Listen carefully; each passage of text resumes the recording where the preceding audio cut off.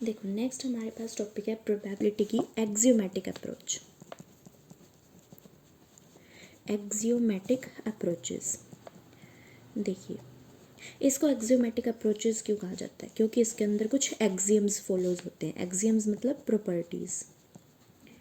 हम इनके बारे में, इनकी प्रॉपर्टीज़ के बारे में पढ़ेंगे कि अगर हमारे पास सैम्पल स्पेस है और इसके अंदर इस तरह के x1 x2 and so on xn, ये हमारे पास क्या है, हमने रैंडम एक्सपेरिमेंट्स करे और ये हमने उस एक्सपेरिमेंट के अंदर क्या करे हैं, event.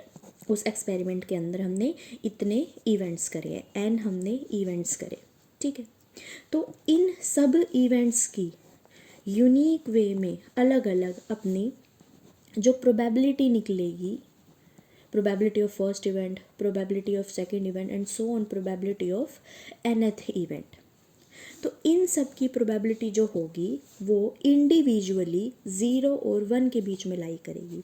0 less than is equals to p of xi less than is equals to 1, ठीक है। और i कहाँ से कहाँ तक है, 1 2 3 टू n तक, ठीक है। तो अगर आपसे पूछा जाए कि प्रोबेबिलिटी की हाईएस्ट वैल्यू बताओ तो वो होती है 1 एंड लोएस्ट वैल्यू होती है 0। आप आज तक कितनी कहीं भी प्रोबेबिलिटी की आप बात सुनेंगे वो 0 और 1 के बीच में ही लाई करेगी, ठीक है। तो ये हो गई हमारी फर्स्ट प्रॉपर्टी। सेकंड प्रॉपर्टी है कि आपके एक्सपेरिमेंट के अंदर जितने भी इवेंट हुए हैं उन सब की प्रोबेबिलिटी का सम क्या होगा, हमेशा 1 के इक्वल होगा। जैसे इसके अंदर कितने इवेंट किए गए हैं, n इवेंट किए गए हैं, तो ये क्या होगा, probability of first event, probability of second event and so on, probability of nth event. तो हमारे n के n इवेंट्स की प्रोबेबिलिटी का सम जो है वो किसके इक्वल होगा, 1 के इक्वल होगा। अब एक मान लो S एक हमारे पास सैम्पल स्पेस है, E एक इसका क्या है, इवेंट, मतलब ये सैम्पल स्पेस है जहाँ पर हमने सारे इवेंट्स इकट्ठा कर रखे हैं और ये हमारे पास क्या है, इसका एक इवेंट है, ठीक है। तो हमारे पास इस इवेंट की प्रोबेबिलिटी होगी नंबर ऑफ इवेंट्स, उस इवेंट में कितने काम हुए, ठीक है, upon number of sample space, कि हम कितने हमने एक्सपेरिमेंट करे, क्योंकि हमें पता है जो इवेंट होता है वो अपने सैम्पल स्पेस का सबसेट होता है, ठीक है। तो ये तो हमारे क्या हो गए, टोटल नंबर्स हो गए एक तरह से, और ये क्या हो गई, हमारी आउटकम्स हो गई, रिजल्टेड आउटकम्स हो गई, ठीक है। तो इसकी प्रोबेबिलिटी आपकी निकलेगी, probability of an event is equals to में probability of event upon probability of sample space. Next अब एक टर्म आती है ई बार, इसे हम कहते हैं ई का कॉन्जुगेट, या फिर हम ऐसे बोल सकते हैं E an event which is not E, ठीक है। तो इस ई कॉन्जुगेट में ई बार में क्या होगा कि आपके पास सैम्पल स्पेस में से जितने भी सैम्पल स्पेस के नंबर हैं उनमें से हम माइनस किन को करेंगे, इवेंट में।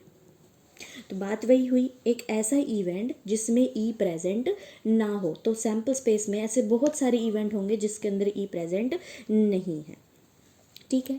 तो अब इसकी प्रोबेबिलिटी कैसे निकलेगी, प्रोबेबिलिटी ऑफ ई बार ये हो जाएगी हमारे पास वे नंबर्स जो इवेंट कॉन्जुगेट में हैं upon number of sample space, और ई कॉन्जुगेट मत ई का अपोजिट, तो वे कौन से होंगे, जब सैम्पल स्पेस में से हम किसको माइनस कर देंगे, अपने इवेंट को माइनस कर देंगे अपॉन में नंबर ऑफ सैम्पल स्पेस, ठीक है। अब एक तरह से हम इसको ये भी लिख सकते हैं, बाइनरी ऑपरेशन के ऊपर इसको हम डिवाइड में अलग अलग कर देंगे, number of S upon number of S equals to 1 minus number of event upon में नंबर ऑफ एस, ये किसके इक्वल था, प्रोबेबिलिटी का इक्वल था जब हम इसकी प्रोबेबिलिटी निकाल रहे थे, तो ये क्या हो जाएगा 1 माइनस प्रोबेबिलिटी ऑफ इवेंट। तो अब हमारे पास इसकी प्रॉपर्टी क्या आ गई, अगर आपने ऐसा इवेंट निकालना हो जिसके अंदर इवेंट ई ना हो, दूसरा इवेंट इंक्लूड ना हो, तो हम उसको क्या कर देंगे, उस इवेंट की प्रोबेबिलिटी निकाल कर 1 में से माइनस कर देंगे, ठीक है। इसी फॉर्मूले को जनरलाइज करके हमारे पास आया गया है probability of an event is equals to में number of outcomes which have been occurred, outcomes which have been occurred, मतलब जो कि फेवरेबल केसेस है, जो कि हमारी फेवरेबल केसेस वे होते हैं जो हमारी कंडीशन को फुलफिल करते हैं, ठीक है। अपोन में total outcomes, total number of possibilities और पॉसिबल आउटकम्स। तो ये तो किसके अंदर से आ जाएंगे, total number of possible outcomes में क्या होता था, सैम्पल स्पेस का, तो ये तो नंबर ऑफ सैम्पल स्पेस हो गए। और फेवरेबल आउटकम्स कौन सी होगी, जोन सा इवेंट हमने उठाया है, ठीक है। तो इवेंट उठाने का तो इसको इसने सिम्बलाइज कर रखा है, नंबर ऑफ फेवरेबल आउटकम्स कर रखा है एम, और number of total possible outcomes जो सैम्पल स्पेस के अंदर से आई हैं उनको नोट कर रखा है एम अपॉन एन। अगर आपके अब इसके अंदर जो फेवरेबल केसेस होते हैं, जो फेवरेबल केसेस होते हैं वो आगे जाके दो चीज़ों में डिवाइड होते हैं, एक होता है हमारा ओड फेवर और एक होता है हमारा ओड अगेंस्ट, ठीक है। अगर हमारे पास कंडीशन आ जाए कि आपके जो फेवरेबल केसेस है फेवर में है वो आपका क्या हुआ है, ओड में डिवाइड हो जाते हैं, odd favour and odd against, ठीक है। तब हमारे पास क्या आता है, जो नंबर ऑफ फेवरेबल केसेस होती है एम, वो हम क्या कर देते हैं उसके अंदर से माइनस कर देते हैं, एन माइनस एम, ठीक है। जो भी आउटकम्स थी हमारी फेवरेबल वो हमने टोटल में से माइनस कर दी, ठीक है। और जब ओड अगेंस्ट में होता है, ओड अगेंस्ट में होता है तो हम क्या कर देते हैं, इसका रेसिप्रोकल कर देते हैं, एन माइनस एन अपॉन में एम। तो ऊपर क्या आ जाता है हमारे पास, total number of possible outcomes excluded favourable outcomes upon में फेवरेबल आउटकम्स, ठीक है। तो ये हमारे पास एन माइनस एम आपको पता चला, टोटल पॉसिबिलिटीज़ में से हमने फेवरेबल केसेस को क्या कर दिया, सब्ट्रैक्ट कर दिया, ठीक है। नेक्स्ट है हमारा एग्जाम्पल से समझने की कोशिश करते हैं इसको। जैसे two coins are tossed, two coins are tossed मतलब दो बार ड्रा किया गया है। What is the probability of one head and at least one head, मतलब एक तो होगा ही और दो भी हो सकते हैं, ठीक है। पहले तो अपना सैम्पल स्पेस क्रिएट करिए। टू कॉइन्स आर टोस्ड तो मतलब दोनों हेड भी हो सकते हैं, एक हेड और टेल भी हो सकता है, या फिर पहले टेल आ सकता है फिर हेड आएगा, या फिर दोनों टेल्स भी हो सकते हैं। टोटल पॉसिबल आउटकम्स ये हुई हमारी, कितने नंबर हो गए, 1 2 3 4, टोटल नंबर्स हो गए हमारे 4। फर्स्ट केस हमारा क्या कहता है, वन हेड, सिर्फ एक हेड होना चाहिए, तो मतलब 1 एंड 2, कितनी पॉसिबिलिटीज़ हुई हमारे पास, 2। तो प्रोबेबिलिटी ऑफ एन इवेंट कितनी निकली हमारी, वन हेड की 2 अपॉन 4, तो कितनी हुई 1 अपॉन 2। नेक्स्ट अब है at least one head, probability of at least one head, तो मतलब एक तो हो ही सकता है हेड, एक से ज़्यादा भी हो सकते हैं। तो एक के तो हो गई 1 2 और 2 3, तो इसकी प्रोबेबिलिटी हमारे पास क्या हुई 3 अपॉन 4, ठीक है। इस तरह से आपको प्रोबेबिलिटीज़ निकालनी है। देखिए अब नेक्स्ट क्वेश्चन है हमारा, वन कार्ड इज ड्रॉन, तो मतलब एक कार्ड ड्रॉन किया गया है from a well shuffled deck of 52 cards, total cards कितने हुए हमारे पास 52। If each outcome is equally likely calculate the probability of the card, ये कार्ड्स आपको दिए गए हैं, इनकी आपको प्रोबेबिलिटी निकालनी है। फर्स्ट केस है आपका प्रोबेबिलिटी ऑफ अ हर्ट। अब जो हर्ट होते हैं हमारे पास कार्ड्स में वो कितने होते हैं 13, और टोटल कितने हैं 52, तो फेवरेबल आउटकम्स कितनी हुई 13, टोटल आउटकम्स कितनी हुई 52, तो ये कितना हुआ हमारे पास n, और ये कितना हुआ हमारे पास m, ये हो गया m अपॉन n। तो इसकी प्रोबेबिलिटी हमारे पास कितनी आ गई 1 अपॉन 4, ठीक है। नेक्स्ट आपके पास केस दे रखा है probability of not a black card, not a black card मतलब वही बात आ गई, नॉट अ ब्लैक कार्ड मतलब ई का बार, इसकी निकालनी है। तो हम क्या कर देंगे 1 minus probability of event, event कौन सा हो जाएगा, इस चीज़ की प्रोबेबिलिटी 1 माइनस कि वो ब्लैक कार्ड हो, ठीक है। उसको हम 1 में से माइनस कर देंगे तो नॉट अ ब्लैक कार्ड की आ जाएगी, जहाँ ब्लैक कार्ड नहीं होगा। तो जहाँ ब्लैक कार्ड है, ब्लैक कार्ड हमारे पास कितने होते हैं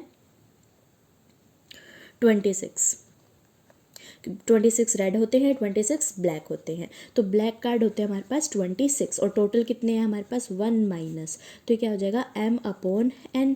m क्या हो जाएगा हमारे पास 1 माइनस 26, n क्या होंगे हमारे टोटल आउटकम्स 52।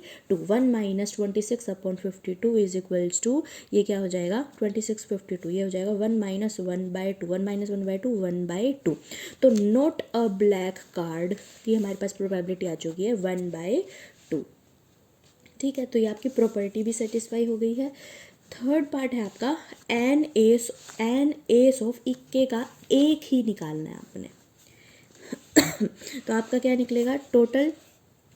अब देखो एम आपके पास फेवरेबल केसेस कितने हुए 1, क्योंकि आपने 1 ही निकालना है। एन एस ऑफ स्पेड लिखा हुआ है, ठीक है, और एन टोटल्स कितने आपके पास 52। तो प्रोबेबिलिटी आपके पास कितनी निकलेगी एन एस ऑफ स्पेड।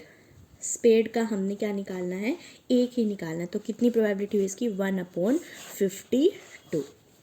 इस तरह से आपको टोटल आउटकम्स और फेवरेबल आउटकम्स आपको गिवन होंगी, आपने उनकी प्रोबेबिलिटी फाइंड आउट करनी है। देखिए अब 2 डाइस जो हैं वो थ्रोन किए गए हैं, तो उनका पेयरिंग होगी, या तो 1-1 आ जाएगा दोनों में। 2 डाइस होंगे आपके पास, तो आप इकट्ठा उनको थ्रो करोगे तो एक में 1 आ सकता है, दूसरे में भी 1 आ सकता है। तो ये टोटल पॉसिबिलिटीज़ हो गई। ये क्या डिफाइन हो गया हमारा सैम्पल स्पेस डिफाइन हो गया। ठीक है, अगर पहले में 4 आया है तो दूसरे में 2 आ सकता है। ठीक है, अब हमारे पास क्या है कि किन की हमें प्रोबेबिलिटीज़ निकालनी है। फर्स्ट है टोटल ऑफ 8। टोटल ऑफ 8 मतलब ऐसी पेयरिंग, ऐसे पेयर्स जिनका अगर हम सम करें तो हमारे पास क्या कितना सम आए, सम कितना आना चाहिए हमारे पास 8 आना चाहिए। ठीक है, तो पहला इवेंट हमारा सम ऑफ 8 है। तो इनमें से देखो फर्स्ट लाइन में देखो क्या किसी का सम 8 है, नहीं। इसके अंदर देखिए इसका सम 8 है, 2 और 6 का। तो ये हमारे पास सेट में लिखा जाएगा 2 एंड 6। नेक्स्ट देखिए 3 एंड 5, इनका सम हमारे पास क्या है 5। नेक्स्ट में हमारे पास क्या है 4 4। ठीक है, नेक्स्ट में हमारे पास क्या आ जाएगा 5 3। नेक्स्ट हमारे पास क्या आ जाएगा 6 2। तो अब ये तो हो गए हमारे टोटल आउटकम्स। ये कितने हैं हमारे पास टोटल 36। अगर हम 2 डाइस को इकट्ठे थ्रोन करें तो हमारे पास टोटल आउटकम 36 होते हैं। और अकॉर्डिंग टू आवर इवेंट हमारे पास कितने थ्रोन हुए 1 2 3 4 5। तो अब इसके नंबर्स क्या हुए हमारे पास 5। ठीक है, तो अब हमारे पास क्या आ जाएगा 5, हमारे पास क्या आ गए m, और टोटल 36 मतलब टोटल नंबर किससे डिनोट करते हैं n से। तो probability of a total of head, तो ये क्या हो जाएगा हमारे पास m अपॉन n 5/36। ये आपकी प्रोबेबिलिटी निकल चुकी है अ टोटल ऑफ 8 की। ठीक है, अब नेक्स्ट है हमारे पास not getting the same number on 2 dice. अब हमने कैसे उठाने हैं not getting the same number on 2 dices. अब सेम देखिए कौन से हैं आपके पास, सेम देख लीजिए। अब आप इसके अंदर देखो नॉट गेटिंग आ गया है ना, नॉट गेटिंग तो मतलब हमको क्या चाहिए प्रोबेबिलिटी ऑफ ई कॉन्जुगेट चाहिए। तो हम क्या कर लेंगे 1 माइनस प्रोबेबिलिटी ऑफ इवेंट। तो हम क्या निकाल लेते हैं निकाल लेते हैं जिनकी सेम नंबर की प्रोबेबिलिटी, मतलब सेम नंबर है डाइस में, उसकी प्रोबेबिलिटी निकाल के हम 1 में से माइनस कर देंगे। Probability of same number of dice निकालो। ठीक है, तो वो कितने हो जाएंगे हमारे पास देखिए 1 2 2 3 3 4 4 5 5 6 कितने हो गए 1 2 3 4 5 6। इसका सेट हमारे पास क्या बनेगा सेम नंबर ऑफ डाइस का 1 1 2 2 3 3 4 4 5 5 एंड 6 6, ये सेट बन गया।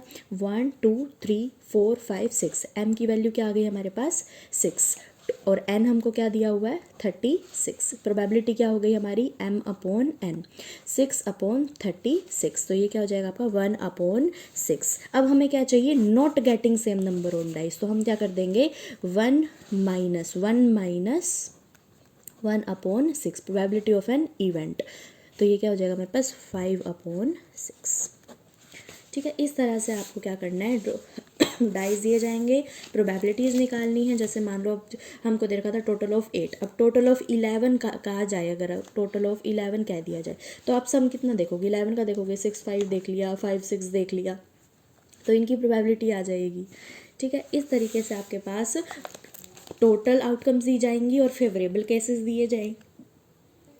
तो इन दोनों की हेल्प से आपने इसके अंदर प्रोबेबिलिटीज़ निकालनी है।